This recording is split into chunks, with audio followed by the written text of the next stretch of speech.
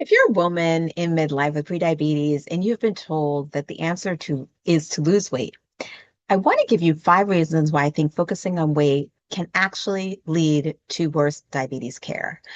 I'm going to talk to you about the weight bias that's actually baked into the conversation, why body size does not tell us nearly as much about metabolic health as we pretend it does, and how focusing on the scale can distract you from changes that actually will improve your blood sugar.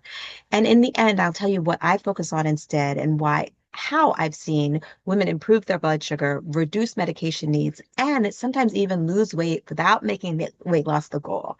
So I'm Dr. Jen. I help women and families reverse prediabetes, what I like to call joyful medicine. It's evidence-based lifestyle medicine that is joy first, weight inclusive, and honors your culture, your lived experience, and your life.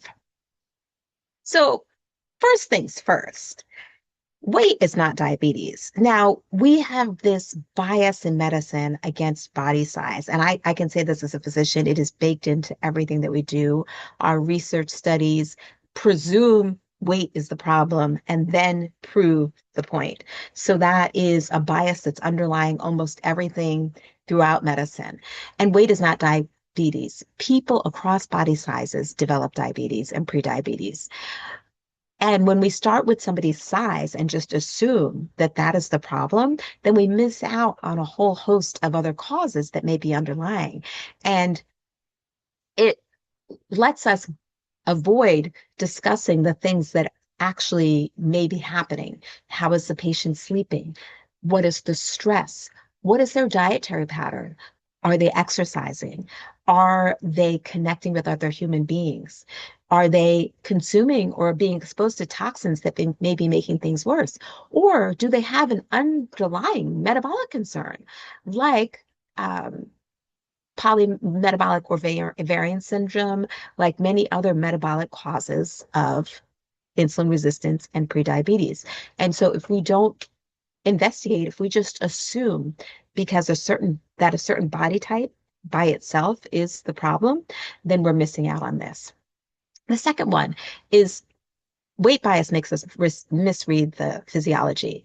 The problem is that there is a problem with visceral fat. Visceral fat is not the same as subcutaneous fat.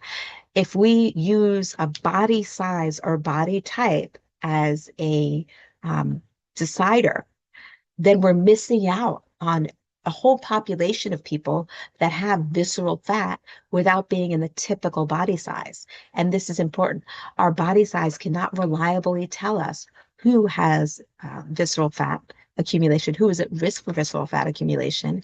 And this is really important because, as I said, there are a whole host of people and cultures that are at risk for insulin resistance at a smaller body size, at a normal body size.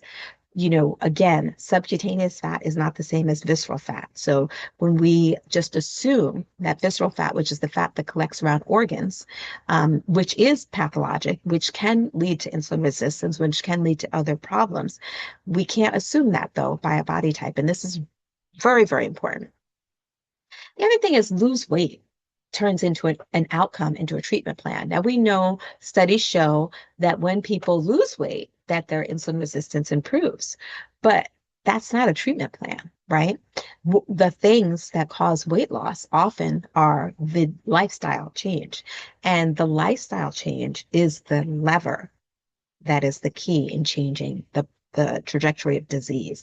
And that's a really important fact. Study after study has demonstrated that lifestyle change leads to sustained reversal of disease. And we know that reversal of disease is a goal, not simply management. So by not addressing, again, these underlying levers, actually addressing what's happening, we're missing out on these behaviors that can actually make a difference. These behaviors that can actually reverse insulin resistance, can improve metabolic health, can improve our health for the long term, our longevity. And this is really important. Another really important fact, number four, is that weight bias actually can make healthcare worse. Now, I've had woman after woman come to me that have been told year after year throughout their lives to just lose weight and everything will get better. Everything from autoimmune disease to arthritis to you name it has been blamed on weight. And we know that this type of approach causes women and other people to not seek care, and it can be very harmful. They can miss out on important care, misdiagnoses, and it can lead to long-term sequela. So it really is concerning. We know that ADA standards explicitly acknowledge that fat and weight bias is prevalent among healthcare professionals and call for non-judgmental personal care. We need to focus on the person, not again on the body type. The assumption that a certain body type is pathologic is causing a problem. And the other problem with this weight focus is we make weight the measure of success. And we know, again, another recent study came out that demonstrated that you can have reversal of insulin resistance without a significant change in weight. And that the goal, again, if we're talking about health, is reversing insulin resistance. It's reversing prediabetes. It's decreasing the risk of diabetes.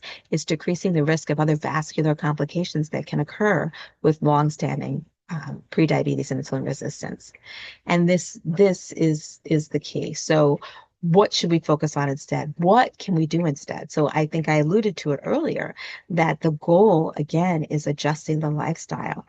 Um, we assume that a certain body size has a lifestyle that is healthy and that a different body size automatically has a lifestyle that's unhealthy. And what is a healthy lifestyle? Well, let's talk about it. We know that there are certain foundational things that are present in people that have long lives that are less likely to suffer from chronic disease. And what are those things? We know that our movement is important. So exercise, moving your body throughout the day. I always say that, you can exercise in the morning and sit the rest of the day, and that's still not good. So the goal is moving throughout the day. Eating. So this is another place we get stuck often. We think that, again, a certain body type automatically is eating healthy. And other thing I say is you can't outrun a bad diet because there are plenty of people that are very fit, but are not eating the foods that actually support a healthy life. And what are those foods? Well, it's a plant forward diet. So it's eating mostly fruits and vegetables, whole grains, beans and legumes, nuts and seeds. When we make those foods the star of what we consume, then our risk of chronic disease is less. And we actually can reverse insulin resistance and prediabetes and promote longevity. So really promote health for the long term. So it's not just the short term. Sleep. Sleep is one thing that we often think, if we're in this stage of life, we're in midlife, we're busy, we don't have time, that we can make up on it later. But sleep is one of those things that worsens insulin resistance, and it causes increased inflammation, it causes increased stress. So this can worsen insulin resistance in the long run, and stress. Stress is another one, especially for women in midlife, that stress is amplified. Our stress response is amplified in midlife. So managing stress. Now, I shouldn't say managing stress. We live in stressful lives. We live busy lives. Modern life is stressful, but it's really taking that time to reset our nervous system so that we're not constantly living at this level of stress, because that elevated stress, that chronic stress, does cause elevated cortisol, and worsens our risk for insulin resistance, worsens our risk for storage of that visceral fat that I was talking about. It affects our sleep. So stress is another huge lever that's often completely ignored, completely left out of the conversation. Other ones are connection. As humans, we're meant to connect. We're meant to spend time, just enjoying and connecting with other humans. So that's another really important one. And then risky substances. We know that alcohol and smoking can definitely affect our risk for diabetes, and then the risk for sequela afterwards, but also exposure to some certain environmental toxins. So reducing that risk, reducing that exposure as much as possible. So those are the foundational things. I like to approach it with my method called the SAVOR method, which focuses on these same foundational principles and really creating that foundation that supports healing of our body and decreasing our risk for chronic disease.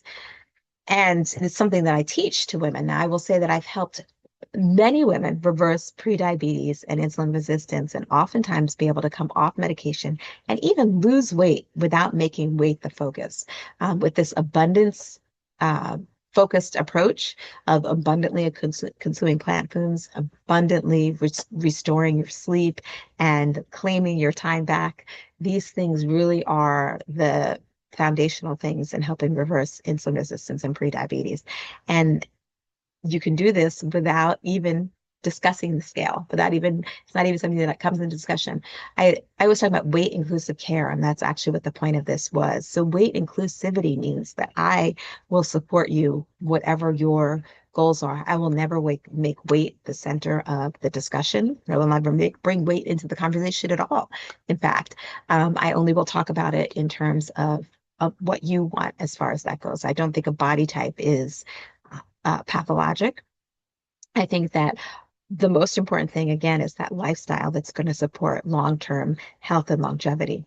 So if this is something that you're looking for, I help women reverse prediabetes and insulin resistance with my Joyful Metabolic Reset, which is a 12-week guided pathway to incorporating these sustainable lifestyle habits, well, incorporating them in a sustainable way.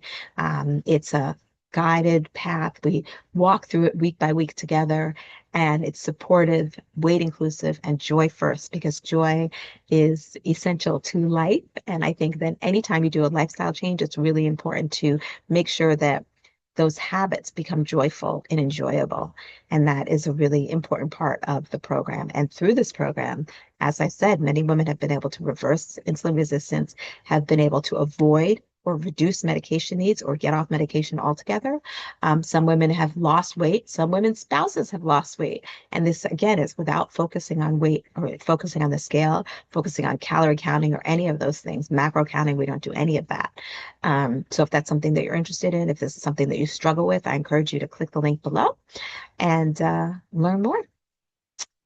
Stay tuned, subscribe if you found this helpful, share it with anybody that you can benefit.